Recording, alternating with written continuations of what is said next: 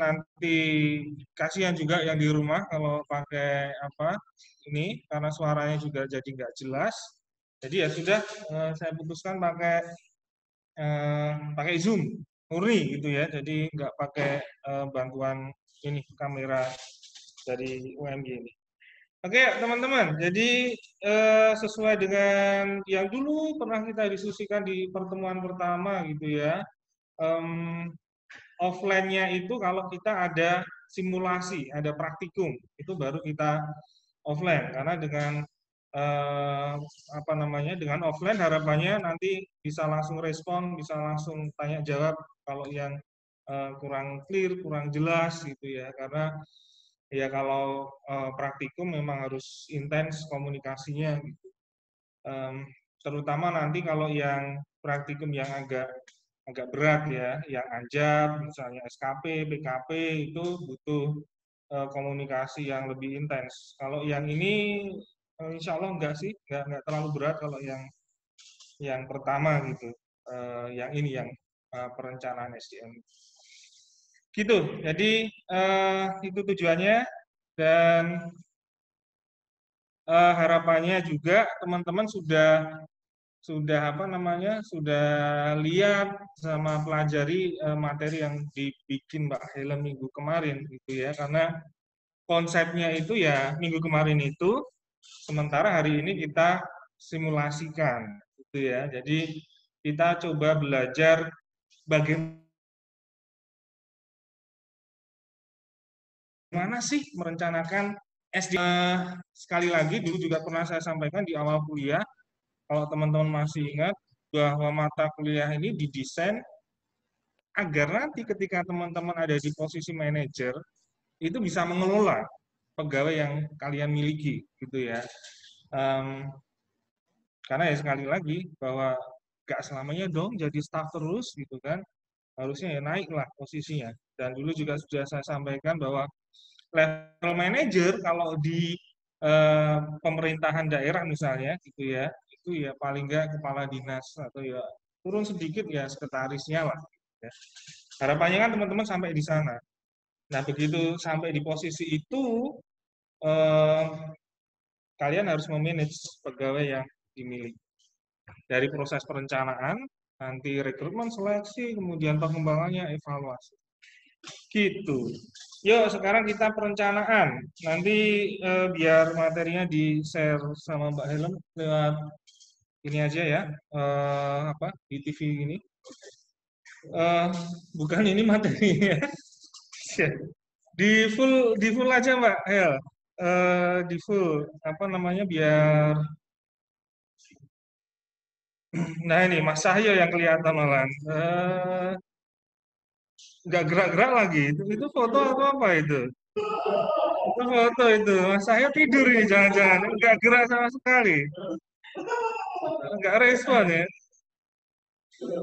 cool banget ini Mas Cahyo ini sama, sama sekali nggak gerak loh luar biasa eh Gelap Pak kameranya Pak. oh kamera oh ya iya Gelap Pak kameranya. oh iya oke Belum laptopnya oh iya laptop laptopnya lag Pentium ya 3. oke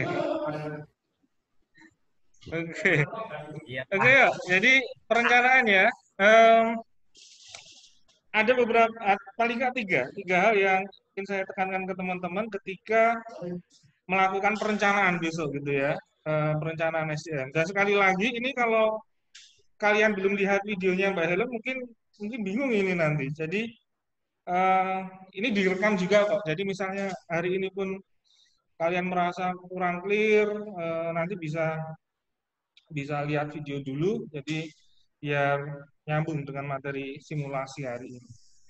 Jadi kalau kemudian kita ngomong tentang perencanaan, bahwa ketika kita melakukan perencanaan terhadap SDM yang kita miliki, itu tidak ada jawaban tunggal.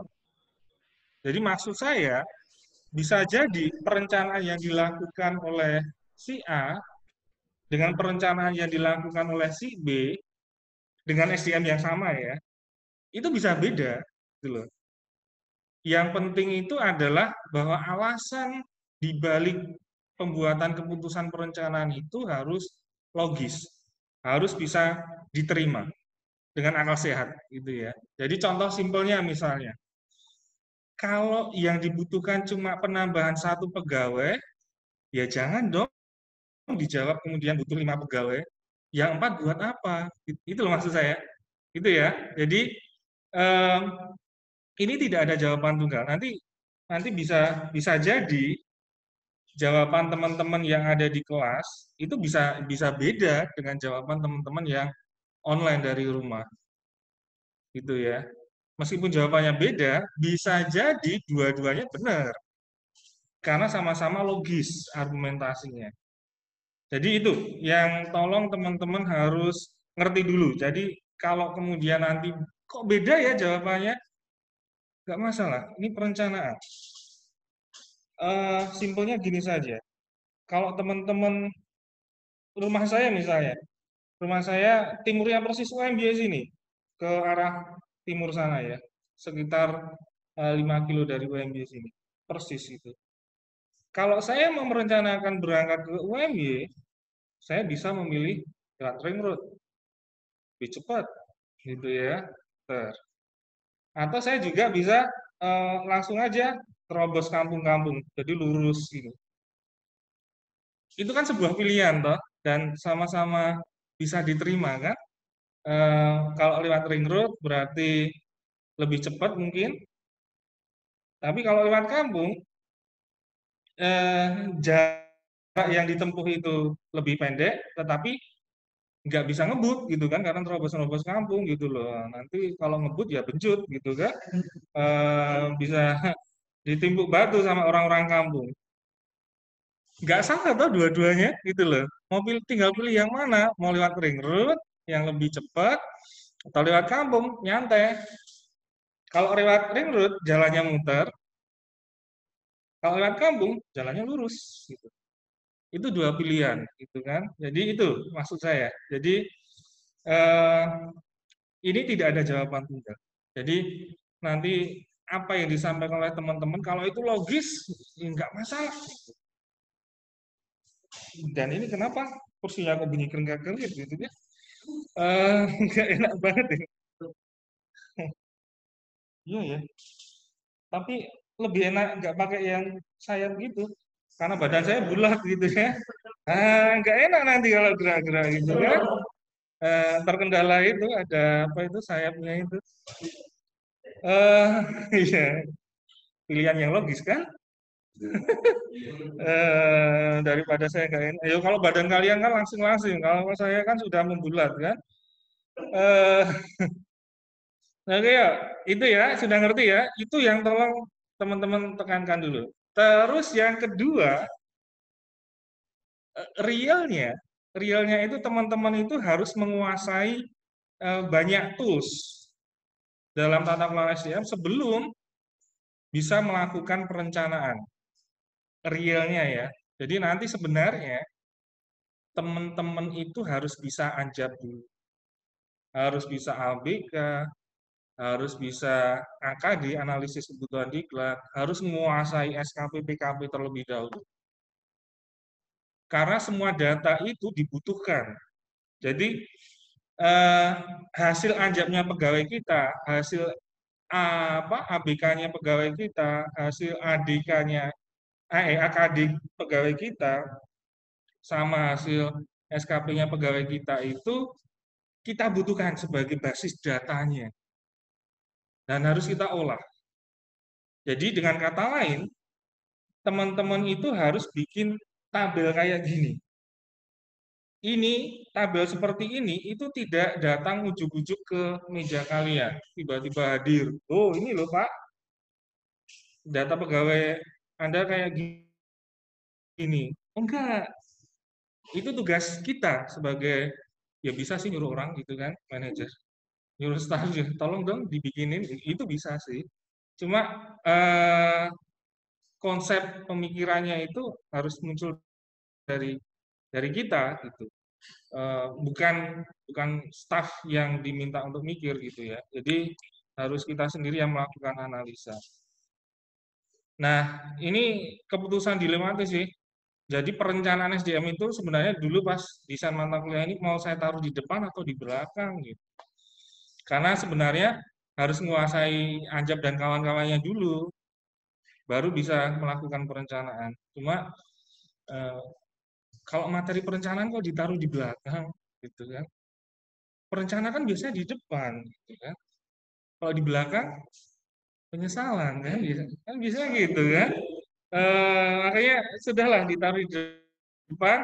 Nah nanti hasil kayak gini itu munculnya seperti apa? Tunggu tanggal mainnya, gitu ya. Ada waktunya sendiri. Ketika nanti hasil Anjab, oh sesuai kualifikasi, bagaimana kita bisa mengatakan pegawai kita itu kualifikasinya sesuai? Gimana caranya? Ya tunggu besok ada tanggal mainnya gitu ya. Kalau sekarang itu saya munculkan kesimpulannya saja gitu ya. Jadi yang kami munculkan hari ini itu yang hasil hasil apa namanya? Sudah hasil kesimpulannya gitu ya. Sudah hasil kesimpulannya. Jadi enggak bukan lagi harus analisa. Nah, kalau kemudian nanya, kok ini bisa sesuai kualifikasi, kok ini kurang sesuai, kok ini bisa overload, kok ini bisa underload, ya itu nanti. Itu ya. Yang penting teman-teman ngerti bahwa hari ini untuk bisa melakukan perencanaan itu kalian harus bisa Anjab, harus bisa ABK, harus bisa SKP, dan ini harusnya tambah satu lagi, AKD, analisis kebutuhan diklat, itu akan lebih memudahkan lagi. Sudah ngerti toh sekarang? Ngerti ya? Bahwa sekali lagi untuk melakukan perencanaan kalian harus menguasai 4 alat dalam tata kelola SDM itu. Tanpa itu nggak bisa. Kalau sekarang bisa karena hasilnya sudah kami munculkan gitu kan. Ini hasilnya seperti ini. Oke, yuk kita lihat. Jadi ini simulasinya adalah teman-teman itu seorang manajer baru gitu ya, baru dipromosikan. Jadi kalian kadis baru lah, kadis baru baru ditempatkan gitu, dan kemudian diminta untuk melakukan perencanaan selama 2 tahun ke depan gitu ya terhadap SDM yang teman-teman miliki. Nah, ini sebagai simulasi saja bahwa pegawai yang kalian miliki itu cuma ada 4. Meskipun nanti realnya pasti lebih dari 4, gitu kan. Tapi 4 dulu lah, gitu ya, yang gampang. Nanti kalau dalam pengumpulan tugas, misalnya teman-teman mau bikin 10, silakan. 4 itu terlalu gampang. Bikinnya 10 misalnya. Ya silakan, gitu ya. Nggak masalah. Yang penting kalau 4 bisa, insya Allah ngerjain 10 pegawai pun juga bisa. Meskipun lebih rumit. Ini Mas Cahyo tadi keluar ya. Ini, oh sinyalnya hilang-hilang tadi ya. Masuk sih, jauh ya rumahnya. Eh, gitu ya. Jadi 4 dulu. Jadi teman-teman punya 4 pegawai. Nah ini kalian, ini kalau simulasinya karena di ini ya staf seksi pencatatan kelahiran dan kematian di Dinas Pendudukan Catatan Sipil. Berarti posisi kalian adalah sebagai kepala kepala seksi kalau ini gitu ya. Eh, Kalau di sini simulasinya itu kalian adalah kepala seksi, seksi pencatatan kelahiran kematian di Dukcapil, dan kalian punya 4 pegawai. Nah, ini diminta untuk simulasi, gitu ya. Perencanakan 2 tahun kemudian itu seperti apa. Oke, yuk kita lihat sekarang. Datanya seperti ini. Eh, apa namanya? Ada 4 pegawai, terus umurnya variasinya seperti itu, pendidikan terakhirnya seperti itu. Nah, kalau teman-teman mau mendapatkan data terkait biografi pegawai, ya gampang. Caranya gimana? Tinggal ke sekretariat dinas. Nanti di sekretariat dinas itu ada namanya subbagian kepegawaian. Di subbag kepegawaian itulah teman-teman bisa mendapatkan data, namanya data nominatif pegawai sih. Namanya itu ya, data nominatif pegawai itu adalah biografi data semua pegawai yang ada di dinas itu. Jadi sangat mudah mendapatkan data biografi pegawai-pegawai yang harus kita kelola itu. Langsung saja ke sekretariat dinas, ke Subbag Kepegawaian. Oke, nah sudah dapat datanya. Berarti teman-teman harus melakukan analisa anjab mereka kan, untuk mengisi kolom di sini. Harus dianalisa hasil anjab mereka. Dapatnya dari mana? Di sekretariat dinas seharusnya juga ada, tapi kalau nggak ada di situ, ya terpaksa harus di sekretariat daerahnya gitu. Karena di sana di bagian bagian organisasi biasanya ada di situ, atau di BKD-nya juga ada nanti datanya. Tapi seharusnya di sekretariat dinasnya itu sudah ada hasil anjabnya ya. Jadi bukan kesimpulannya loh, bukan kesimpulannya ya. Jadi hasil isian analisis jabatan semua pegawai itu ada di sekretariat dinas. Nah, tugas teman-teman nanti menganalisa formulir anjab dari semua pegawai yang teman-teman pimpin itu sampai memunculkan sebuah kesimpulan sesuai kualifikasi atau tidak sesuai kualifikasinya. Sesuai kualifikasi itu maksudnya apa? Sesuai kualifikasi itu maksudnya bahwa orang itu atau pegawai itu cocok bekerja di seksi kita atau di dinas kita. Tidak sesuai kualifikasi, itu berarti bahwa orang itu tidak cocok untuk bekerja di dinas kita. Karena misalnya ya, karena latar belakang pendidikannya yang nggak sesuai. Bukan berarti orang itu bodoh loh, gitu kan? Bisa jadi orang itu lebih sesuai untuk bekerja di dinas lain. Jadi misalnya ini dinas Dukcapil ya, ini dari orang apa ya? Misalnya matematika lah misalnya. Cocok ya matematika di sini mungkin bisa ya, mungkin bisa. Yang nggak cocok apa? Teknik mesin misalnya, orang teknik mesin, kok ditempatkan di sini? Itu mungkin nggak cocok. Penempatan itu kan kadang menjadi hak prerogatif kepala daerah. Itu yang jadi persoalan gitu loh. Jadi kadang yang nggak sesuai dengan latar belakang atau kapasitasnya kalau eh, kepala daerah menerapkan like and dislike, gitu ya, suka tidak suka, ya pada akhirnya ada pegawai yang ditempatkan pada dinas yang sebenarnya nggak pas untuk dia. Gitu. Nah, eh, kalau orang teknik mesin ditempatkan di sini, ya mungkin nggak cocok. Mungkin teknik mesin akan cocok untuk di dinas apa yang lebih cocok? PU misalnya, gitu ya. Jadi bukan berarti dia bodoh loh, tapi tidak sesuai kualifikasinya untuk ada di tempat kita. Ngerti ya maksudnya ya? Nah, caranya gimana untuk membuat kesimpulan itu? Besok saya kasih tahu ketika kita sudah membahas tentang anjab. Oke, sekarang hasil ABK overload itu maksudnya lebih beban kerjanya melebihi standar pekerjaan yang ada. Ini underload maksudnya kurang dari standar, gitu ya. Nah itu cara identifikasinya gimana? Besok pas kita diskusi tentang ABK itu akan saya kasih tahu, menyimpulkan dia overload, sangat overload atau ideal. Gitu. Ngerti ya? Oke. Terus SKP, ya ini hasilnya. Caranya gimana mendapatkan data ini? Ya besok pas SKP gitu ya saya kasih tahu. Tapi poin besarnya adalah bahwa yang dikatakan baik nilainya itu kalau di atas 76. Jadi teman-teman nanti bisa lihat kalau yang di bawah 76, di atas 60-an itu berarti ya cukup lah gitu ya. Kalau di bawah 60 berarti kurang. Kira-kira gitulah. Tapi nanti kalau pas kita diskusi tentang SKP itu saya kasih tahu. SKP itu sasaran kerja pegawai. Jadi hasil kerjanya pegawai itu dinilai. Indikator penilaiannya apa? Ada 4. Apa itu? Kualitas pekerjaannya. Kuantitas itu apa? Jumlah yang berhasil dikerjakan. Waktunya apa? Waktu penyelesaian kerjaan sama biayanya, cost-nya gitu ya, biaya yang dibutuhkan untuk melakukan pekerjaan itu sesuai nggak dengan perencanaan yang sudah dibuat. Semakin tinggi nilainya, semakin mendekati 100 berarti bagus. Karena tadi saya sampaikan bahwa 76 itu kategori baik paling minim. Jadi semakin menuju ke 100, dia nilainya semakin bagus.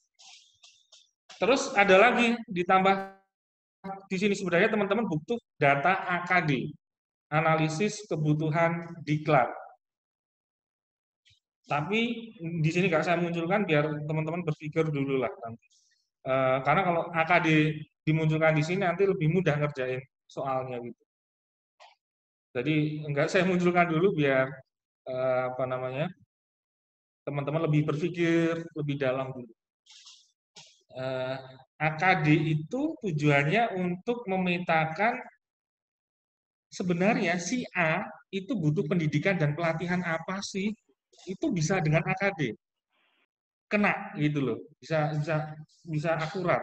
Si B itu butuh pelatihan dan pendidikan apa sih? Itu dengan AKD bisa ketemu. Gitu ya. Ngerti ya? Nah, itu realnya besok teman-teman juga harus menambah satu kolom lagi. Itu kolom AKD, hasil AKD, analisis kebutuhan diklat. Gitu. Oke ya, sekarang mulai ngerti ya, bahwa ketika teman-teman nggak menguasai ANJAP, nggak menguasai ABK, nggak menguasai AKD, nggak menguasai SKP, nggak akan mungkin bisa bikin perencanaan. Padahal perencanaan itu bagian dari tugas seorang manajer. Dan teman-teman juga pasti ngerti manajemen lah. Kalau manajemen kan simpelnya kan POAC itu kan. Dari planning itu perencanaan, organizing, actuating, controlling. P itu nomor satu kan perencanaan. Oke ya, jadi tolong betul-betul eh, diingat gitu ya. Diingat, jangan pernah dilupakan materi kita hari ini karena saya yakin suatu saat besok teman-teman jadi manajer dan pasti akan melakukan sebuah perencanaan. Nggak cuma di organisasi pemerintahan loh, bahkan di UMJ pun ada yang namanya ANJAP, AKB, apa ABK, apalagi SKP ada, gitu loh. Jadi di organisasi yang baik itu seharusnya melakukan itu karena butuh di manage kan SDM yang dimiliki. Ya, dan ini sulit untuk dilakukan oleh teman-teman dari matematika, geografi. Anjab itu makanan apa gitu, padahal besok mereka dianjab, di ABK, kena gitu loh. Teman-teman pun kena besok. Teman-teman besok kena itu kalau sudah kerja, pasti dianjab, pasti di ABK. Dan dulu sudah saya sampaikan, jangan-jangan yang menganjab, meng-ABK konsultan itu teman kalian sendiri dulu waktu kuliah kan gitu. Yang dulu saya sampaikan kan mata kuliah ini mahal, ini 1 miliar gitu kan. Karena proyek aja bisa 300 juta, proyek ABK bisa 300 juta gitu. AKD, SKP, 1 M gitu loh. Mata kuliah ini nilainya. Kalau teman-teman masih ingat. Pertanyaannya kan itu. Kalau sudah lupa ya wes besok sangel gitu. Itu ya. Jadi sebisa mungkin tolong jangan pernah lupakan lah materi ini. Karena begitu teman-teman kerja, saya yakin besok kalian ingat saya. Aduh kok kena anjab ya. Dulu gimana caranya gitu kan. Nah, ya sudahlah buka materi lama lagi besok. Oke, gitu. Besok saya kasih tahu tips ngisi anjab yang biar nilainya bisa bagus sih gimana sih. Itu ada kok. Jangan khawatir. Oke, yuk. Itu ya. Nah, ketika data sudah jadi, sekarang waktunya teman-teman untuk melakukan perencanaan. Oh, ini ada keterangan lagi bahwa hasil ABK-nya secara organisasi beban kerjanya itu overload secara organisasi. Berarti seksi yang teman-teman pimpin itu overload. Artinya apa? Kelebihan beban kerja seksi kalian itu. Dan hitung-hitungan dari ABK, ABK itu selain bisa memberi informasi tentang tadi beban kerjanya, overload, underload, tapi dia juga bisa memberi informasi berapa sih jumlah ideal sesuai dengan beban kerja yang ada itu. Nah, setelah dihitung dari hasil ABK ternyata ketemu 4,7 orang. Padahal kalian cuma punya berapa tadi? 4. Jadi ABK itu hasilnya bisa nggak bulat kayak gitu. Karena yang bulat sekali lagi cuma saya. Gitu. Kadang bisa 5, kadang bisa 5,2, kadang bisa 5,7, 10 misalnya. Tergantung beban beban pekerjaan di seksi kalian itu. Gitu ya. Jadi jangan bingung kalau hasilnya nggak bulat. Jadi bisa jadi ada koma-komanya. Nah ini tantangan buat teman-teman. Kalau 4,7 kira-kira nambah berapa ya? Kok cuma nambah 0,7? Orang itu dihitung satu loh, itu ya. Jadi nanti harus apa namanya? Berpikir logis. Oh tambah satu gitu. Karena 4,7 kan 5 lah gitu. Gitu ya. Oke ya, ngerti ya? Dan ini sekarang tren belanja daerah APBD kalian ada data 49% itu belanja pabrik, 51-nya belanja pegawai. Ini maksudnya apa?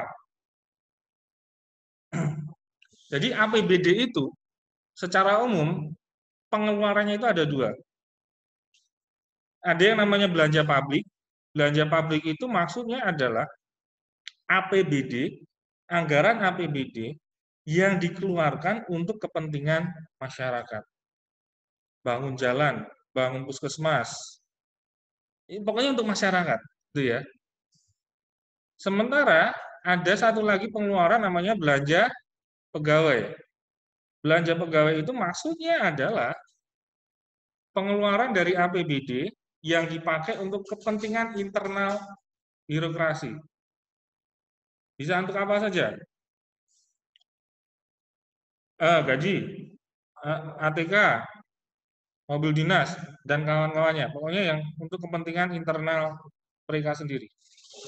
Perjalanan dinas, yes, gitu ya. Jadi yang bukan untuk kepentingan masyarakat. Ini kondisinya lumayan ideal. 49% belanja pabrik, 50, saya bilang lumayan ya, karena belum ideal. Kalau yang ideal jelas harusnya lebih besar.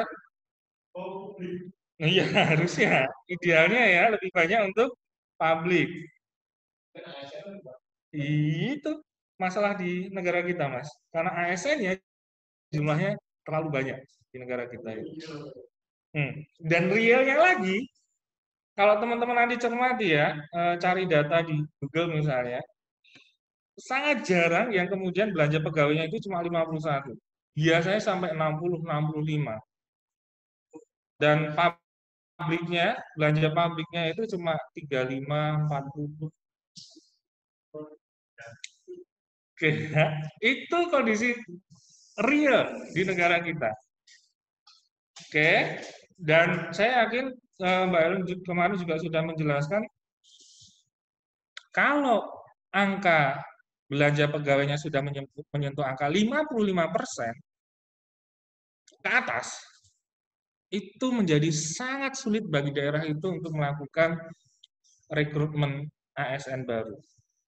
Mengajukan ke pusat sangat susah. Jadi misalnya daerah mau mengajukan 10 pegawai baru, tapi belanja pegawai mereka sudah menyentuh angka 60. Dari 10 sama pusat kemungkinan cuma di ACC 5 saja karena belanja belanja pegawai kamu sudah terlalu besar. Gitu loh. Ngerti ya maksudnya ya? Jadi ketika nanti teman-teman mengusulkan untuk ada rekrutmen pegawai baru, coba tolong cek dulu deh APBD Pemda kalian. Belanja pegawainya berapa persen dibandingkan belanja pabriknya. Karena kemudian itu menjadi pertimbangan bagi pusat untuk menyetujui yes atau enggaknya ada rekrutmen pegawai baru. Yang dari eksternal loh maksud saya. Dari eksternal itu ngambil rekrutmen ASN baru itu loh. Kalau yang dari internal sendiri bisa. Dari internal sendiri itu maksudnya dari pemdanya itu sendiri, jadi cuma diputar-putar gitu.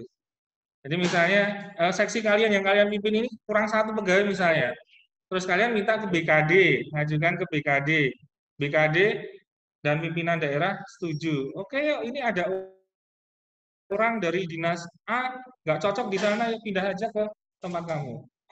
Dimutasi namanya. Besok sudah ya, sudah dijelaskan.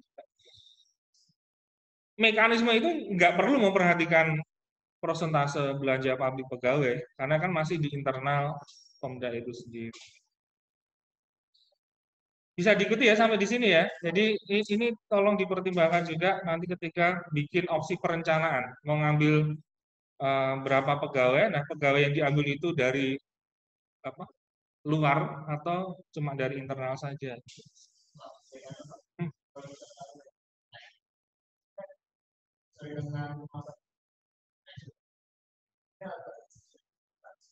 Ya,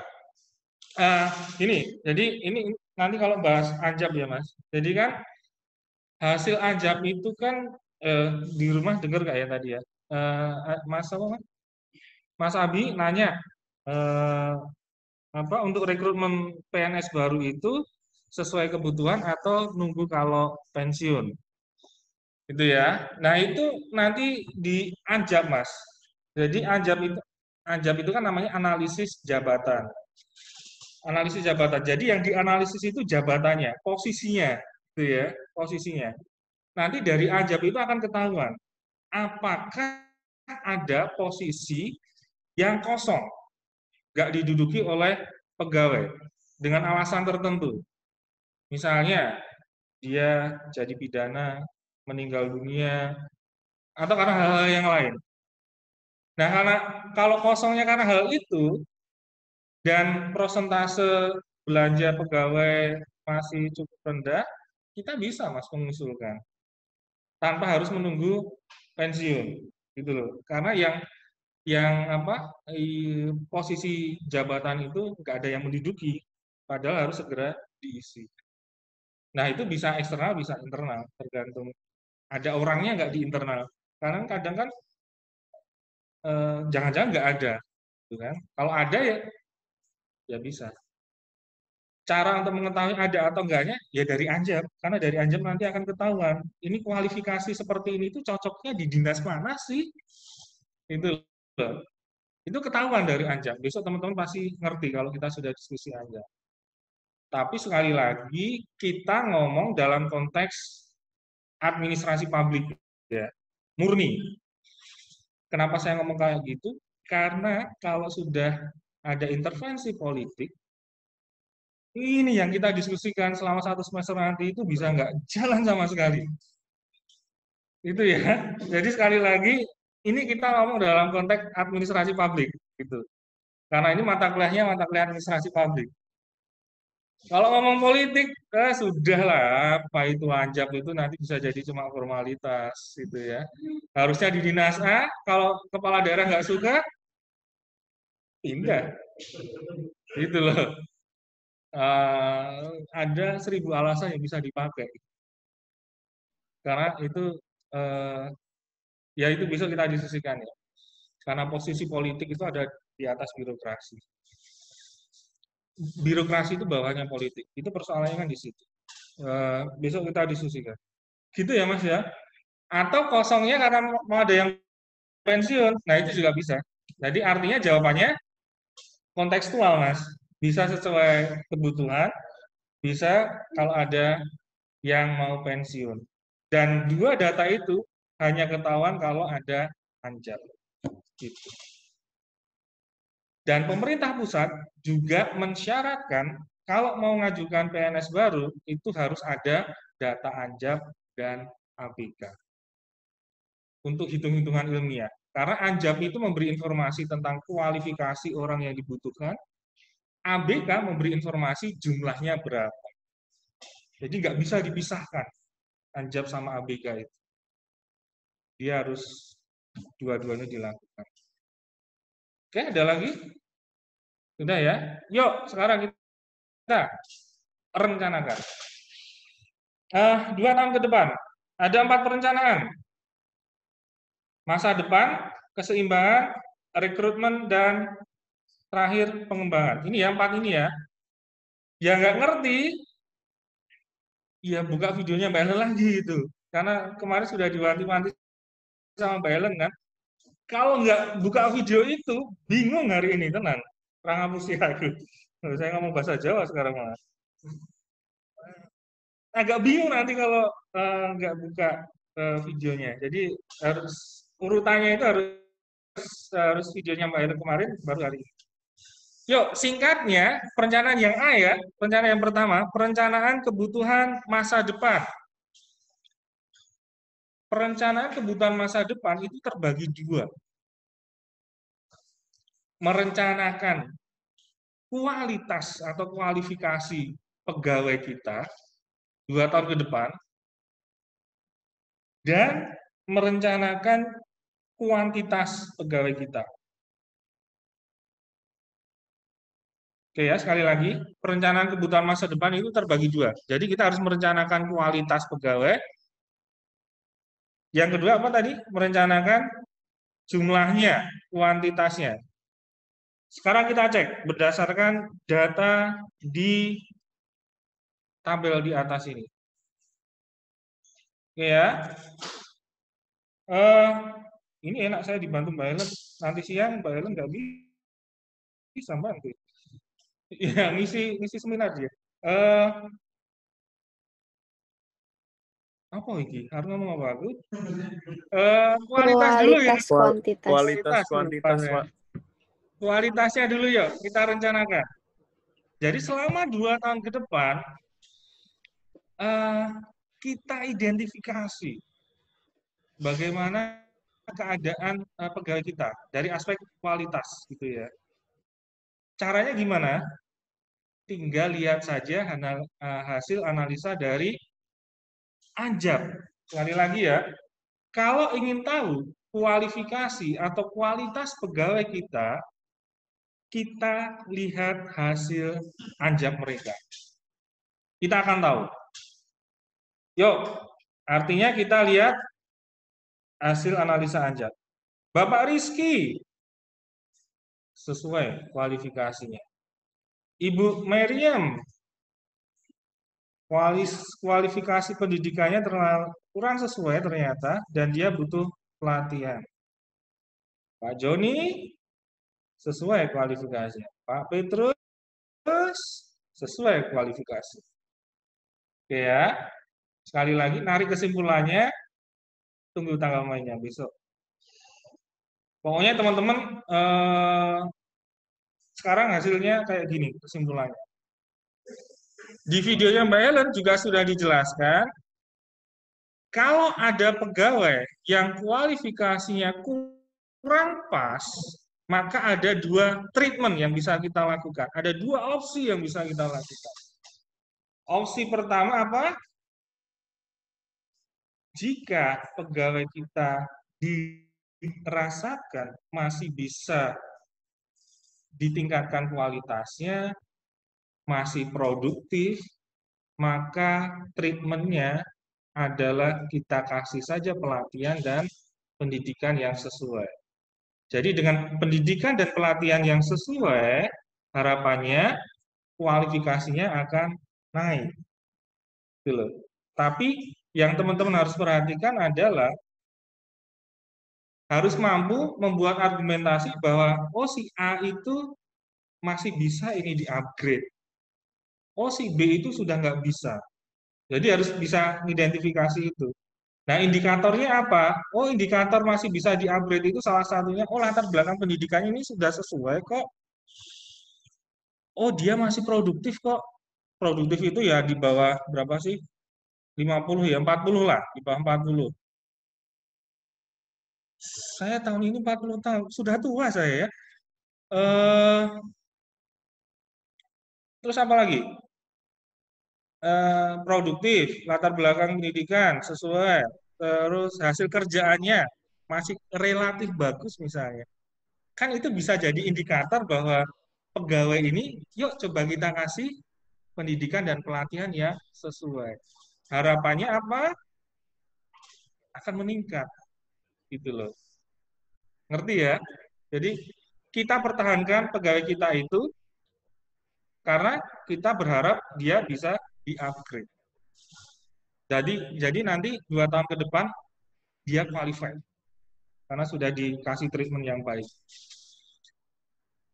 Opsi kedua, jika ternyata pegawai kalian itu ada yang sudah pekerjaannya jelek, misalnya eh, sudah umurnya sudah nggak produktif lagi, misalnya, apalagi latar belakang pendidikannya nggak sesuai, misalnya, maka ada opsi bahwa kita usulkan saja ke BKD, Badan Kepegawaian Daerah ya BKD itu.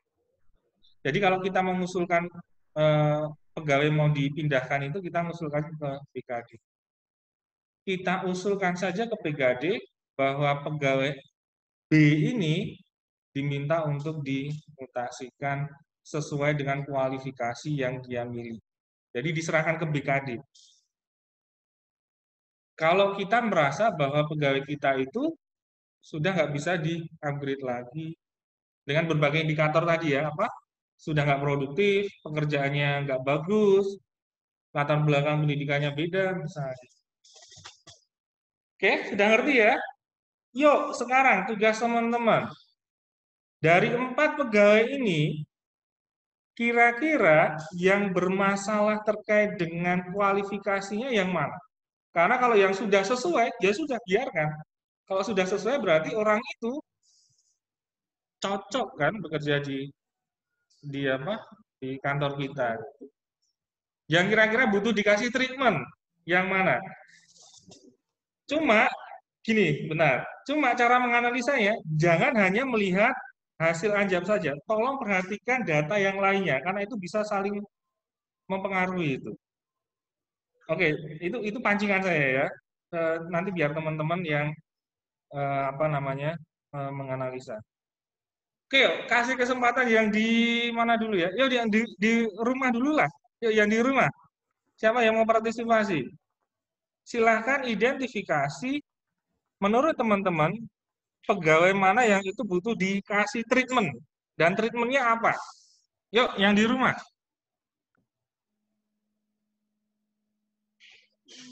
Oh, Pak. Yuk, Mbak Nita. Ya. Mbak Nita, videomu nggak? Di menu nggak? Pak, saya balik dulu. Ya, biar yang di kelas juga lihat kamu, kan? Sebentar, Pak. Saya pakai kerudung dulu. Oh, belum pakai jilbab. Ya, sudah.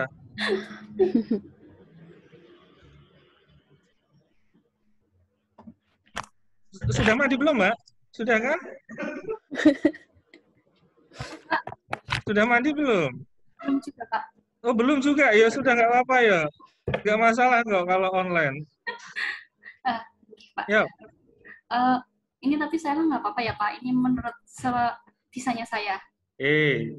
Kan Mas nggak ingat kok tadi saya bilang kan, jawabannya itu bisa jadi nggak tunggal kan? Oh, iya, Pak. Iya. Yuk. Menurut saya ini Bu Meriam ini perlu dikasih diklat, Pak, karena biarpun kualifikasinya tidak sesuai, namun beliau masih muda dan beliau masih memiliki kesempatan untuk bekerja yang lebih baik. Nah, kemudian dia bisa membutuhkan pelatihan yang mungkin bisa sesuai dengan kualifikasi pekerjaannya pada saat ini. Apalagi dia itu secara analisa ABK ini dia underload.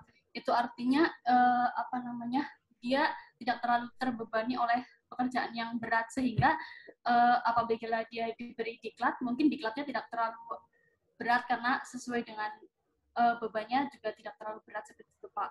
Kemudian untuk kualifikasi Mbak Nit, hasil SKP-nya kamu lihat nggak? Hasil SKP-nya Ibu Meriam. Oh, iya, Pak. Ini mau saya itu. Coba yuk dianalisa juga itu. Tapi memang untuk SKP-nya itu untuk kualitasnya dan waktunya itu memang kurang efektif dan efisien sih, Pak. Yuk, sekarang ini ya. Ibu Meriam, underload itu artinya yang dikerjakan sedikit, di bawah standar. Yang dikerjakan sudah sedikit, di bawah standar beban kerja yang ada, kok nilainya kurang memuaskan. Terus kualifikasi pendidikan kurang sesuai, butuh pelatihan. Oke, masih tetap mau kamu pertahankan atau berpikir yang lain, Mbak Nit? Oh iya Pak, kalau seperti itu lebih baik mending dimutasi diserahkan pada PKD. Oh, ini saya nggak nganu loh, Mbak, kan cuma cuma ngasih tahu kamu kan bahwa butuh apa analisa semua data gitu loh. Oke, yakin ganti itu. Ganti opsi dimutasikan, diusulkan dimutasi. Kok jadi bingung lagi? Enggak apa-apa, ini kan Oke Pak. nggak ada jawaban tuh nggak, Mbak Nit? Dia masih 32 tahun juga. Nah, Masih produktif, Mbak Nit. Tuh, tambah bingung lagi sekarang.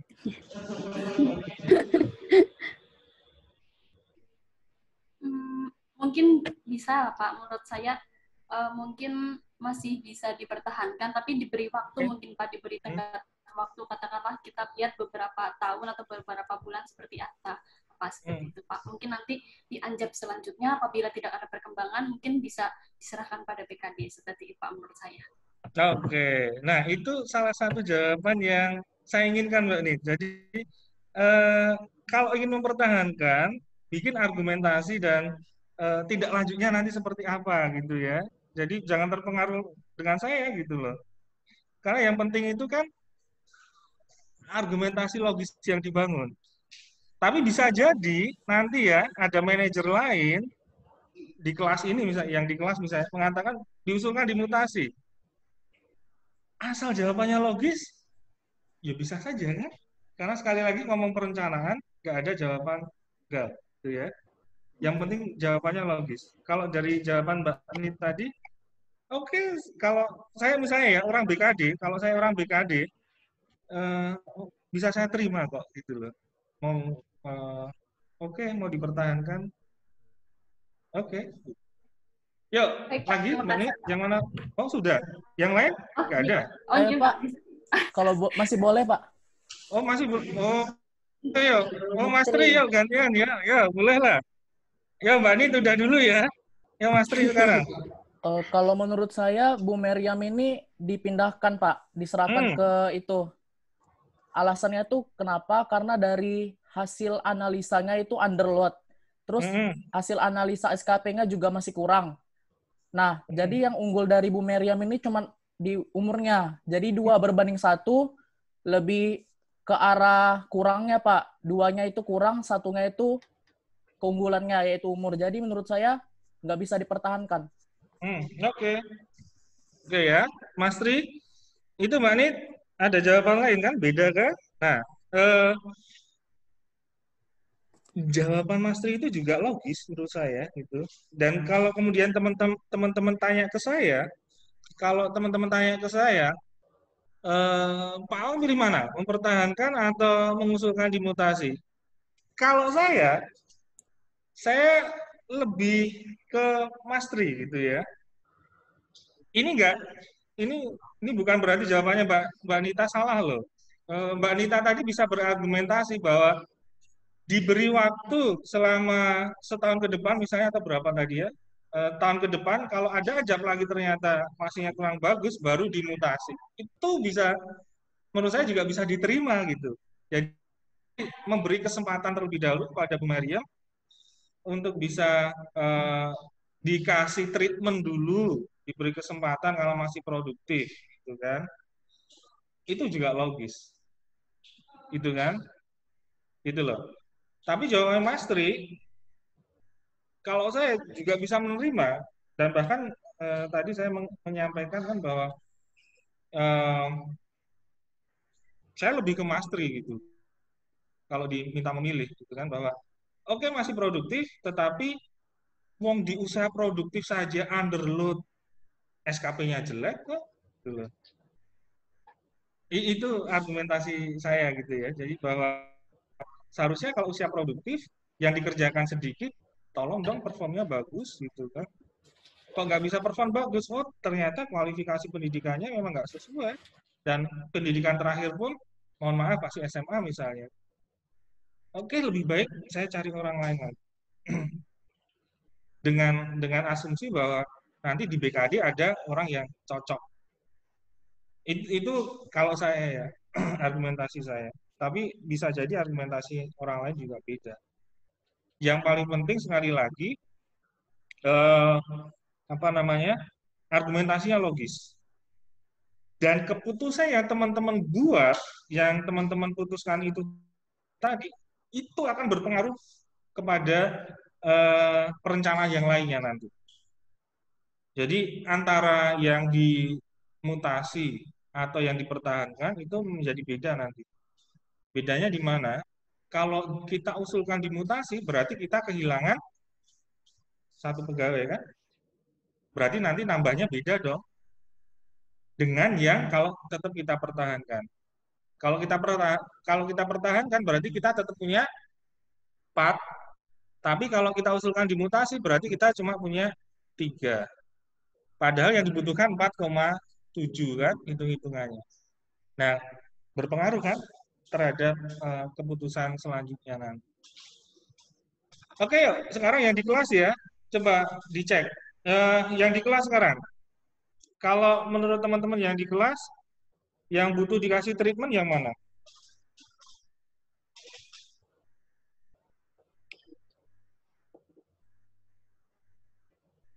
Ini Oke, selain Bu Mary. perencanaan. Oh, Mbak Hel, Mbak.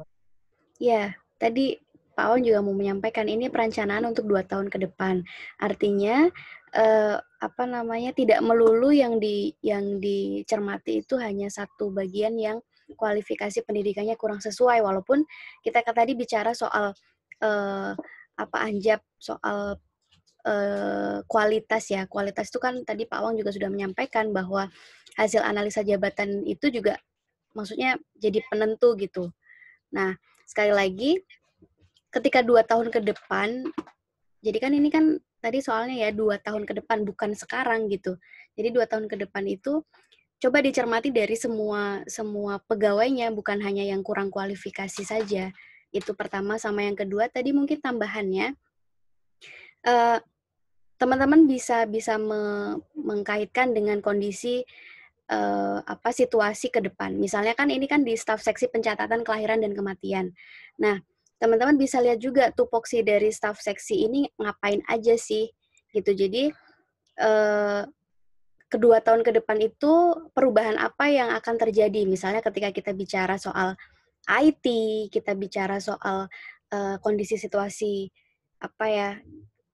kerja cepat dan lain sebagainya ke depan itu seperti apa gitu. Itu sih tambahannya. Mungkin nanti akan bisa jadi alasan tambahan kenapa dimutasi, kenapa dipertahankan, dan lainnya. Gitu. Oke, gitu ya. Jadi poinnya sih apa yang disampaikan Mbak Helen itu, oke kita ngomong tentang kualifikasi, tapi kemudian data lain itu juga harus diperhatikan. Gitu. Kalau ngomong kualifikasi, oke kita nujunya ke Anjar kan. Cuma untuk sebelum memutuskan, tolong data yang lain juga menjadi pertimbangan kita memutuskan sesuatu. Apakah dia mau di-upgrade atau diusulkan dimutasi. Yuk, yang di kelas ya.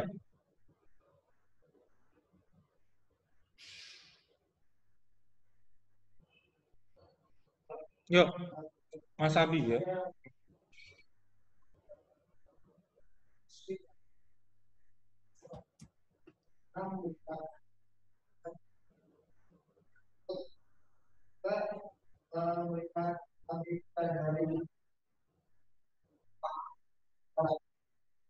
Menurut saya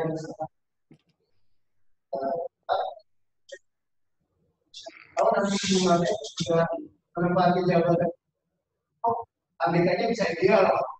Nah, juga Bapak Joni ketika menempati jabatan melihat analisis SKP-nya, keduanya ini selisihnya tidak banyak Pak, itu paling besar dan khususnya dari sisi itu bisa. Oke, buat teman-teman yang di rumah yang nggak dengar ya, misalnya Mas Abi tadi ngomong soal Abi ya benar ya, menyampaikan bahwa coba tukar posisi itu kan antara Bu Mariam dan Pak Joni. Siapa tahu bisa mengurangi beban kerjanya. Itu nanti kita diskusi ketika ABK ya Mas ya. Ngomong underload, overload. Jadi ini simulasinya sih kita masih menganggap bahwa ya memang ada spesialisasi pekerjaan tapi relatif masih sama gitu loh apa yang dikerjakan oleh semua staf itu karena masih dalam satu seksi meskipun ada spesialisasinya sih misalnya yang itu di data ini nggak kita temukan gitu ya misalnya Pak Rizky itu ngurusi yang kelahiran terus Bu Mariam yang kematian misalnya gitu kan yang di sini yang di data ini itu tidak dimunculkan ya karena kalau kemudian kita bikin lebih spesifik seperti itu opsi itu bisa dilakukan Mas gitu ya kalau memang misalnya Bu Mariam itu lebih cocok di bidang kelahiran misalnya karena lebih rendah misalnya itu bisa dipakai cuma kalau eh, ini kita samaratakan semua misalnya maksudnya adalah bahwa beban kerjanya yang dilakukan itu relatif sama dan kesulitannya ya itu nanti di bagian ketika kita ngomong beban kerja Mas jadi disesuaikan ya gitu. Beban kerjanya disesuaikan dengan tingkat kesulitan itu nanti di bagian ABK-nya Mas itu ya opsi itu bisa diterima kalau ada spesialisasi pekerjaan tapi kalau di sini kan kita anggap bahwa sama yang dilakukan yuk orang orang mana lagi pegawai mana lagi yuk Mbak semua Mbak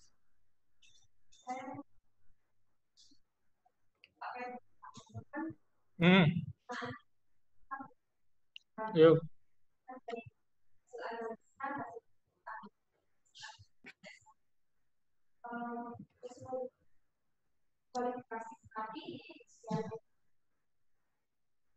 hmm.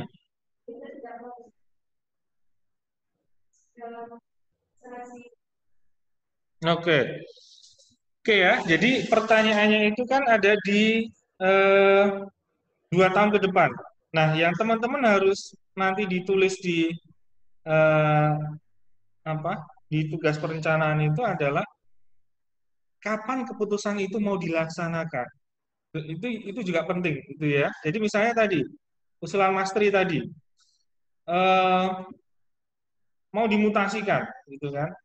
Nah, proses dimutasikannya itu mau diambil 2 tahun lagi, baru diusulkan dimutasi, atau sudah mulai diproses dari sekarang, gitu loh. Ya nanti ada waktu buat BKD untuk segera ngisi, kalau kemudian ada pegawai di internal Pemda itu yang dirasakan cocok.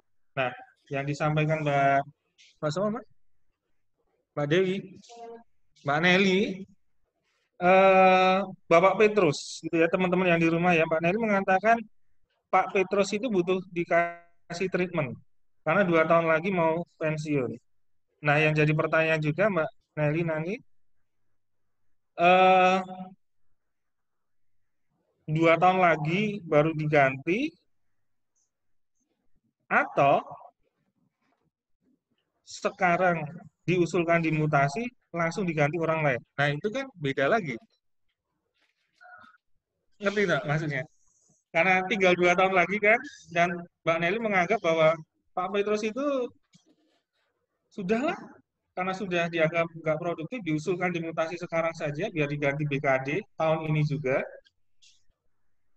atau pertahankan Pak Petrus, biarkan beliau sampai pensiun, baru diganti. Nah, kalau Mbak Nelly milih yang mana? Sebelum pensiun, sudah? Hmm, argumentasinya apa? Itu yang paling penting.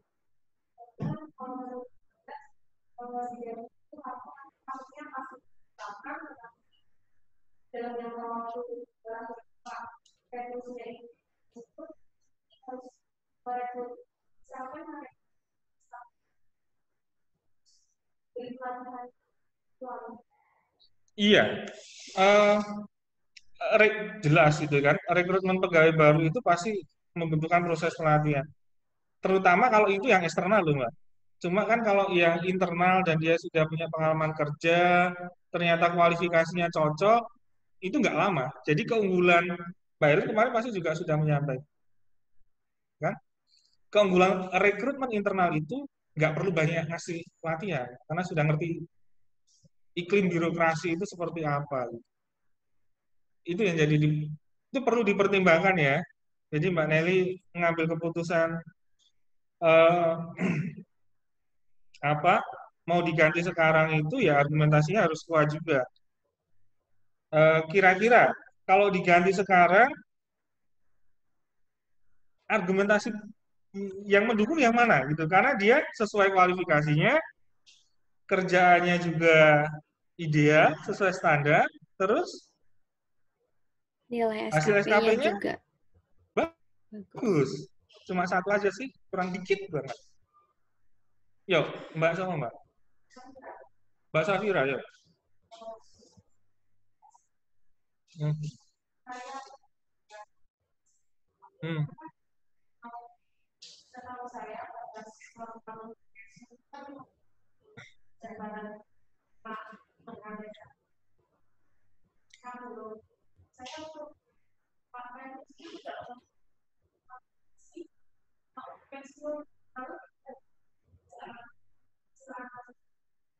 Hmm.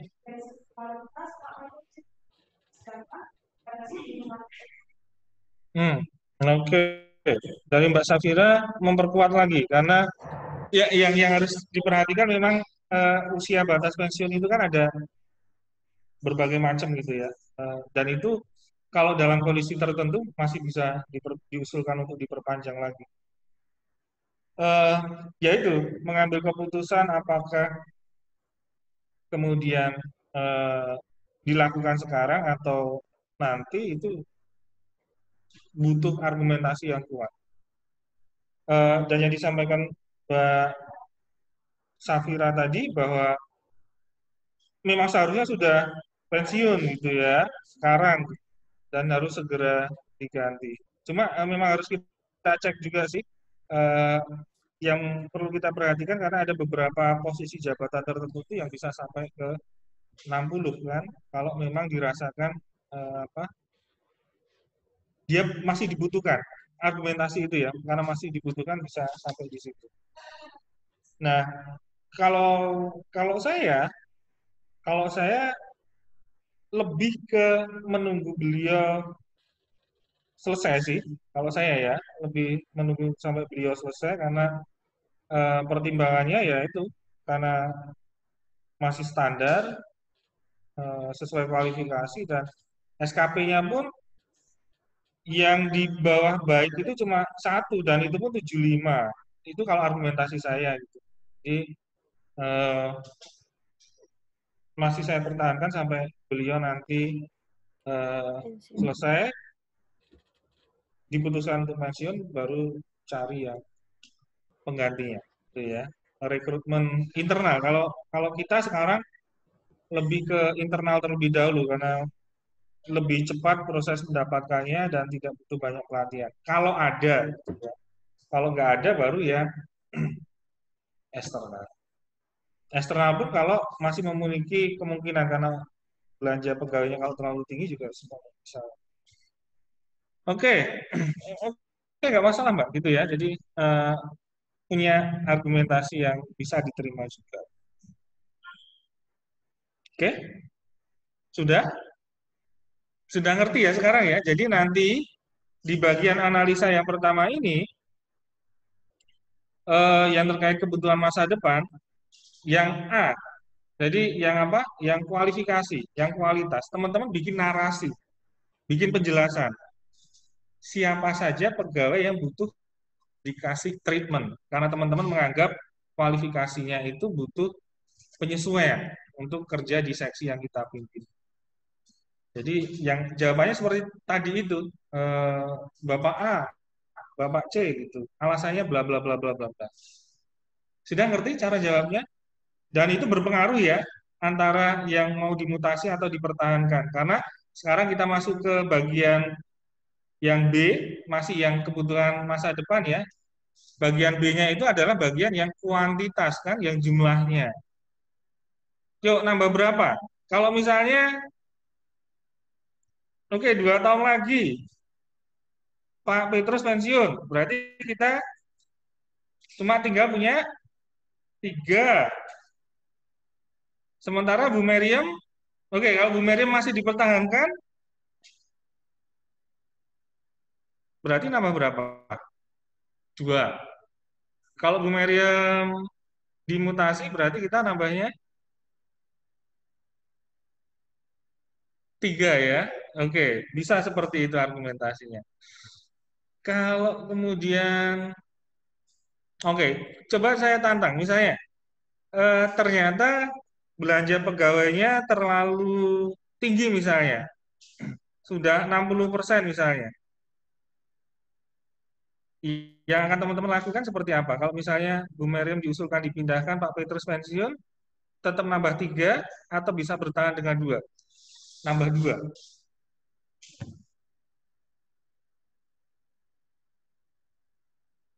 Oke ya. Misalnya 2 tahun lagi, tuh ya, Pak Petrus pensiun,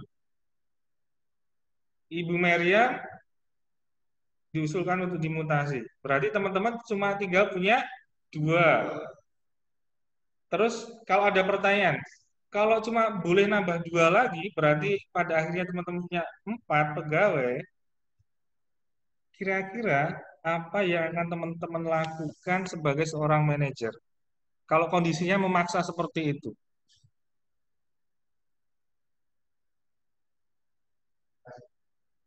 Gimana?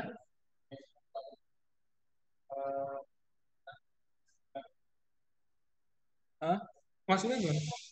Kalau cuma Bu Meriam kan dimutasikan, nah, kalian ngambil keputusan itu. Terus Pak Petrus pensiun. Nah, oleh BKD, teman-teman hanya boleh nambah 2. Misalnya gitu ya. Cuma disetujui 2. Berarti kalian cuma punya 4 kan? Padahal hitung-hitungan ABK 4,7. 5. Terus sebagai manajer apa yang akan teman-teman lakukan?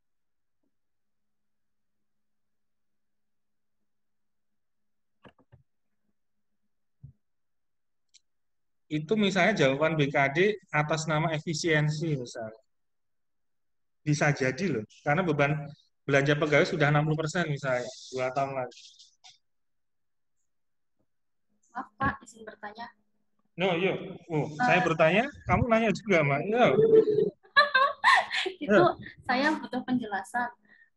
Mengenai tadi kan Bapak bilang BKD hanya membolehkan saya menambah 2 pegawai. Nah, 2 pegawai itu dari internal atau eksternal atau dua-duanya, Pak? Soalnya seandainya kita berpikir mengenai belanja pegawai yang sudah 60%, tapi kan jika kita mengambil pegawai yang dari hasil internal, otomatis itu tidak jadi perhitungan, begitu Pak. Makanya saya ingin tahu. Iya, kalau kemudian sudah ada di angka 60%, berarti jawabannya kan pasti yang internal kan, Mbak? Karena akan susah untuk mengajukan yang eksternal kalau sudah 60. Ya artinya ini berarti pegawainya dari internal, dari pegawai dari dinas atau badan atau kantor yang lainnya. Iya, jelas harus internal kan karena sudah 60 akan sulit untuk mengajukan ke pusat. Karena sudah lewat 55%. Oke. Ya, yang harus dilakukan jelas yang pertama harus bisa memastikan bahwa pegawai baru yang datang ke kita itu, yang dari BKD itu, ya kualifikasinya harus betul-betul kita lihat bahwa memang sesuai di seksi kita. Karena kalau tidak ya susah. Yang dibutuhkan 5 kok cuma punya 4 gitu kan. Jadi satu hal harus betul-betul memastikan pegawai baru itu kualifikasinya memang betul-betul sesuai dengan yang kita butuhkan. Terus nanti kita juga harus memperhatikan keseimbangan beban kerjanya. Itu kan harus kita sesuaikan lagi beban kerjanya. Dan AKD, hasil analisis kebutuhan diklat juga kita perhatikan untuk segera mengupgrade semua pegawai kita. Karena kemudian mau tidak mau, yang harusnya dikerjakan oleh 4,7 orang, cuma dikerjakan oleh 4 orang. Artinya, apa artinya? Setiap orang itu mengerjakan 1,2, bukan bukan bukan anu loh, bukan satu loh. Kenapa saya ngomong 1,2? Karena yang 0,7 dibagi 4 orang kan, masih bisa sih dipaksakan mengerjakan beban 1,2 orang, asalkan memang betul orang-orangnya excellent betul, gitu ya. Dengan mengatasnamakan efisiensi misalnya. Karena sudah 60%. Gitu ya. Oke. Itu perencanaan. Dan nanti setelah dievaluasi kok nggak bagus ya, itu urusan lain lagi, kita evaluasi lagi. Ya. Ngerti ya maksudnya ya? Jadi gitu. Jadi semua indikator, itu semua data itu memang harus diperhatikan. Oke, itu ya. Yuk, sekarang kita masuk ke yang keseimbangan. Kalau ini yang lain cepat kok. Yang lama itu bagian pertama. Kalau keseimbangan, perencanaan yang kedua ya berarti ya, perencanaan keseimbangan, di sana yang butuh dijelaskan itu terkait dengan jumlahnya. Kan di atas sebenarnya sudah disinggung juga kan. Di bagian perencanaan yang keseimbangan itu diperkuat lagi saja argumentasi itu. Ditambah dengan memberikan penjelasan terkait dengan keseimbangan beban kerja. Harus dijelaskan. Yang mau dikurangi beban kerjanya siapa, yang mau ditambah beban kerjanya siapa, yang sudah cukup siapa, dan yang paling penting adalah argumentasinya. Harus logis, gitu ya. Oh, Bapak A akan saya naikkan beban kerjanya. Argumentasinya apa? Silahkan diberikan argumentasi. Jadi Oke, per sudah? individu. Per Didetailkan individu per ya. individu. Per individu. Terus sudah tuh berarti sekarang yang ketiga ya, perencanaan ketiga, rekrutmen dan seleksi. Nah, ini yang dibutuhkan adalah apa?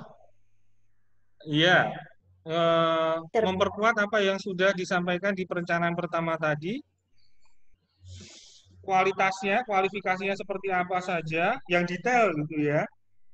Kalau orang dari seksi pencatatan kelahiran kematian di Dukcapil itu kira-kira misal S1 jurusan apa sih, harus punya kemampuan apa sih, itu harus dipikirkan gitu ya. Sedetail mungkin itu lebih bagus lagi. Jadi kualifikasi yang dibutuhkan seperti apa, Umurnya sedetail. berapa? Ya, termasuk umur, apalagi Mbak Hel? Kalau misalnya mau lihat referensi di ini di apa namanya, kalau CPNS itu kan ada kualifikasinya. Nanti disesuaikan aja sama tupoksi atau atau posisi yang diinginkan. Misalnya kalau subseksi pencatatan kelahiran dan kematian, kira-kira kalau anak tadi Pak Awang bilang orang matematika cocok nggak, atau orang biologi, atau orang pemerintahan, atau orang komputer dan lain sebagainya. Kira-kira bisa mengerjakan pekerjaan itu atau enggak gitu. Oke ya. Oke, sudah clear loh? Oke, nah di situ perlu juga ditambahkan pilihan opsi rekrutmen internal atau eksternal. Itu juga harus dijelaskan beserta argumentasinya ya. Kan tadi di atas sudah saya pancing-pancing kan, alasan pilih internal apa, alasan pilih eksternal apa. Terus yang terakhir, pengembangannya. Nah ini sebenarnya kalau ada data AKD selesai ini. Tapi di sini sengaja nggak saya munculkan, karena kalau ada data AKD ya teman-teman tinggal ngambil data AKD itu, karena di data AKD itu sudah ketahuan si A itu butuh apa, si B butuh apa, si C butuh apa. Nah sekarang saya coba tantang itu, kalau pegawai-pegawai di seksi pencatatan kelahiran kematian itu kira-kira kemampuan apa yang harus dimiliki itu. Ya, kalau di sini contohnya misalnya pasti harus ngerti IT gitu kan. Sekarang proses pelayanan sudah lewat IT gitu kan. Terus apa lagi? Harus komunikatif karena memberikan proses pelayanan gitu kan. Terus tugas yang lainnya misalnya harus melakukan sosialisasi ke masyarakat, pentingnya akte. Kan biasanya ada orang dukcapil kan seperti itu. Sampai turun ke kelurahan-kelurahan itu. Berarti harus pintar public speaking. Jadi kan harus gitu kan. Nah, lebih mudahnya lagi kalau teman-teman nanti ambil contoh tupoksi di seksi itu. Tugasnya ngapain saja. Dicantumkan di situ, nah itu tinggal diolah saja. Kalau di sini kan nggak kami munculkan kan, gitu loh. Ngerti nggak maksudnya? Kalau teman-teman ambil dari Google, kan gampang kan? Tugas seksi pencatatan kelahiran dan kematian, itu pasti langsung muncul banyak sekali, gitu loh. Dan tiap daerah ya hampir sama. Nah itu yang harus dipakai, apa namanya, untuk ngerjain tugas, disesuaikan dengan urusan masing-masing seksi. Meskipun realnya sekali lagi ya, besok teman-teman lihat AKD saja selesai itu. Si A itu kasih ini, karena hasil AKD ngomong kayak gini. Si B kasih ini, karena hasil AKD ngomongnya kayak gini. Hasil AKD itu seperti apa besok? Ya. Selesai. Sudah ngerti kan? Nah gitu. Sekali lagi nggak ada jawaban tinggalnya. Mbak El, mau nambah apa Mbak? Ada nggak? Cukup, Pak. Oke, cukup ya. Tinggal tugasnya. Nah, tugasnya teman-teman, ini cuma contoh ya tadi. Ini contoh cara menjawabnya tadi itu. Tuh kan? Kondisinya seperti ini. Tugasnya, teman-teman saya minta bikin data seperti ini. Cuma nama, umur, pendidikan, dan hasil-hasil semuanya tolong dibikin beda semuanya. Jadi jangan sama dengan ini lagi. Silahkan berkreasi sendiri. Pegawainya berapa? 4 saja ya, nggak usah banyak-banyak. Tapi kalau teman-teman merasa 4 kurang, ya tadi itu 10 misalnya, boleh silakan. Gitu ya. Karena 4 kurang menantang. Gitu kan? Biar lembarnya banyak. Yes, itu ya. Biar real seperti kondisi sebenarnya. Karena pegawai kalian besok bisa 10 loh. Tapi kalau merasa, oke lah 4 dulu nggak apa. Jadi maksud saya, nama pegawainya silakan ganti semua, umurnya silakan diganti semua, pendidikan terakhirnya silakan diganti semua, hasil anjab ganti semua, hasil ABK ganti semua, hasil SKP ganti semua. Terus ini, secara organisasi, apakah mau dipertahankan overload silakan, itu ya. Mau dibikin sangat overload juga silakan. Tapi juga perhatikan di sini. Di sini juga diganti ya pegawainya jumlahnya. Idealnya kalau di sini overload 4,7. Jangan salah, nanti kalian beban kerja organisasi underload. Tapi kalian nulis di sini 5 orang. Loh, sudah underload, sudah milik 4, kok mau 5? Ya semuanya nanti underload semua gitu. Ngerti itu maksudnya? Gitu ya. Jadi jangan ngawur bikinnya. Jangan apa? Bebas tapi logis, nah gitu loh. Bebas tapi logis. Terus yang bawah apa Mbak prosentasenya? Prosentase belanja pabrik pegawai silahkan kalian ganti juga sesuai keinginan kalian masing-masing. Tapi jangan dibikin Catatan. ideal semua. Yes. Nanti nggak kerja. Catatannya adalah ini seminggu ya Mbak Hel ya? Iya, seminggu, Pak. Seminggu. Jadi waktunya seminggu, silahkan berkreasi selama 1 minggu ini, kemudian diupload di My Class. Yes. Catatan pentingnya yang disampaikan Mbak Helen tadi, tolong jangan bikin yang ideal semua.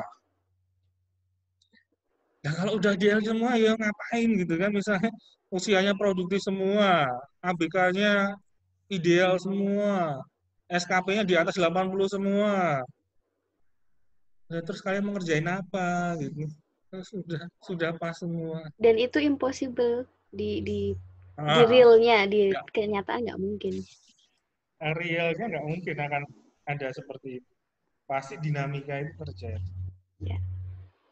Artinya, semakin teman-teman bikin data yang nggak kondusif, semakin datanya semakin nggak kondusif, tapi jawaban teman-teman logis, perencanaan logis, itulah nilai tertinggi.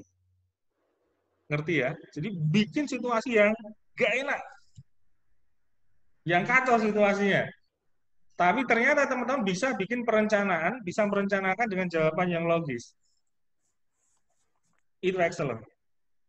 Kenapa? Ya susah bikin perencanaan dengan kondisi yang sudah nggak ideal sekali. Gitu. Dan mungkin teman-teman akan seperti itu besok. Ditempatkan di sebuah seksi, sebuah bidang, atau sebuah dinas, sebuah kantor, atau badan, yang kondisi pegawainya, mohon maaf, gitu ya, titipan semua misalnya. Bisa loh. Gitu ya. Jadi tolong semakin nggak kondusif, semakin nggak ideal, itu bagus. Semakin ideal, nilainya semakin mainstream lah, biasa-biasa saja. Jadi tolong bikin yang susah.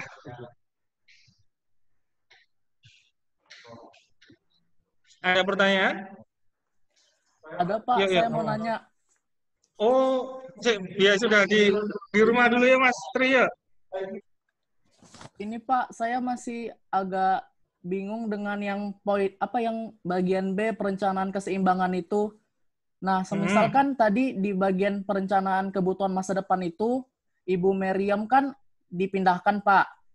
Lalu Bapak Petrus dipensiunkan. Nah, di bagian perencanaan keseimbangan itu gimana Pak? Kan Ibu Meriam kan udah dipindahkan sedangkan Pak Petrus juga udah dipensiunkan. Ya itu diberi keterangan lagi Mas, keterangan tambahan untuk mendukung perencanaan yang kebutuhan masa depan tadi. Jadi diberi informasi saja Ibu Meriam dimutasi, kemudian Bapak Petrus sudah pensiun, maka kasih penjelasan bahwa seksi ini kehilangan 2 pegawai, artinya butuh diseimbangkan agar sesuai dengan kondisi ideal dengan menambahkan berapa pegawai. Berapa pegawai? Oh. Tergantung kamu Mas, gitu. Mau Iya, nambah Pak. berapa gitu. Yang penting argumentasinya. Dan jangan lupa ya, ditambah juga di keseimbangan tidak hanya ngomong jumlah loh, tapi menyeimbangkan apa tadi? Beban kerja. Beban kerja. Jadi misal tadi kan Pak Awang sudah menjelaskan kalau pekerjaan itu nggak mungkin ada yang nggak bulat gitu loh. Jadi kan kalau overload itu 4,7, nah yang 0,7 mau dibebankan ke siapa? Nah makanya tadi Pak Awang bilang kalau bisa per individu, misalnya Bapak tadi misalnya Bapak Rizky sama Bapak Joni kan masih. Nah itu berarti mau dibebankan berapa? Kemudian yang baru nanti akan dikasih beban berapa? Jadi angkanya misalnya 1 atau 1,2 tadi kata Pak Awang itu juga dijelaskan. Gitu. Oke, clear. Jadi misalnya bisa rata 1,2 semua. Atau yang masih produktif dan kerjanya bagus, siapa? Pak Rizky dan Pak Joni misalnya dia 1,3 misalnya. Sementara yang pegawai baru 1. Ngerti kan maksudnya? 1,3, 1,4 itu. Ngerti, Pak. Ya. Oke, clear, Pak. Makasih, Pak. Yuk. Yang di offline tadi? Sama Mas Said, kok Mas Said? Mas Afik ya?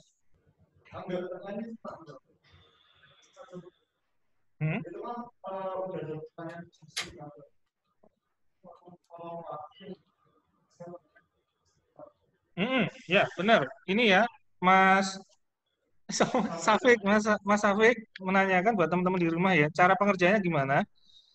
Jadi tinggal ditambahkan saja di bawahnya ya, teman-teman nanti untuk bikin argumentasi tadi itu. Jadi perencanaan kebutuhan masa depan, bikin narasi. Selesai, yang B nanti perencanaan keseimbangan, bikin narasi. Yang C, perencanaan rekrutmen seleksi, bikin narasi. Selesai gitu. D. Perencanaan pengembangan. Gitu cara mengerjainya. Mengerjain apa? Mengerjakan, Mengerjakannya. mengerjai. Oh, sama tambahan soal ini ya, teman-teman nanti milih Oh iya. Oke, ini tambahan ini. Yuk bentar yuk. Ya apa Mbak ya? Jadi untuk nanti kan teman-teman harus tetap menuliskan mau milih dinas apa, kemudian seksi apa, apakah staf apa dan lain sebagainya. Nanti silakan dipilih di dinas apa dan lain sebagainya. Kalau ini kan di Dukcapil. Nah, teman-teman milih dan nanti silahkan dilihat juga tupoksi dan lain sebagainya. Karena saya harap dari awal ini teman-teman misalnya sudah milih di Dinas Pendidikan, kemudian seksinya misalnya soal pendidikan dasar misalnya. Nah, nanti ke depan untuk praktikum Anjab, ABK, kemudian SKPPKP, kemudian yang AKD nanti menggunakan departemen atau menggunakan dinas yang teman-teman pilih dari awal. Jadi udah ngerti. Jadi nggak nyari-nyari lagi. Kalau dari awal sudah baca, sudah ngerti, ke depan maksudnya biar lebih easy gitu, biar lebih mudah. Gitu ya. Itu tambahan dari Mbak Helen. Kalau teman-teman bisa konsisten, itu mempermudah kalian nanti. Praktikum Gitu loh. selanjutnya. Kalau dari awal sudah konsisten dinas pendidikan, teman-teman sudah mencoba mendalami dinas pendidikan, nah, nanti ke depan enak itu ngerjain yang ABK, Anjab dan seterusnya. Cuma kalau gonta-ganti harus nyari lagi itu ya sebisa mungkin cari dinas yang teman-teman merasa kok saya suka ya dengan dinas ini gitu, ya sudah ambil saja itu. Ya, karena dipelajari. Iya, berkaitan dengan praktikum kedua juga ya Pak ya, karena kan minggu depan kita belajar Anjab. Nanti pasti akan ada teori dulu, kemudian baru praktikum. Nah, Anjab ini nanti teman-teman akan berpura-pura atau menilai dirinya sendiri gitu. Jadi misalnya teman-teman pengennya besok kalau kerja di PNS jadi apa. Nanti kan kalau teman-teman udah download ya materi semua yang sudah diupload Pak Awang di My Class itu kan sudah ada semua. Jadi kalau udah ngeliat pasti teman-teman yang Anjab itu udah ngeliat formulirnya seperti apa. Jadi ada nama, ada pekerjaannya apa dan lainnya kayak gitu. Jadi kalau bisa tadi yang kata Pak Awang kalau bisa yang disuka sehingga memudahkan. Oke, ada lagi? Cukup ya, 1 minggu ya. Cukup 1 minggu itu. Sisa sehari aja selesai kok ini. 2 jam selesai ini kalau kalian ngerjain habis Jumatan gitu. Ya, jangan lupa dikasih nama ya, nama NIM kelas. Oke, itu nama NIM kelas jangan lupa. Jangan lupa presensi. Itu penting juga nanti. Oke, cukup. Sudah di-record dong, Mbak? Oh, sudah. Sudah. Biar nanti kalau ada teman-teman yang bingung bisa lihat videonya. Ya. Oke, terima kasih ya. Saya akhiri buat yang di kelas, di rumah gitu ya. Silakan menikmati pekerjaan sebagai seorang manajer gitu. Mulai dari sekarang gitu. Oke, terima kasih. Assalamualaikum warahmatullahi wabarakatuh. Waalaikumsalam warahmatullahi wabarakatuh. Mana ini N-nya?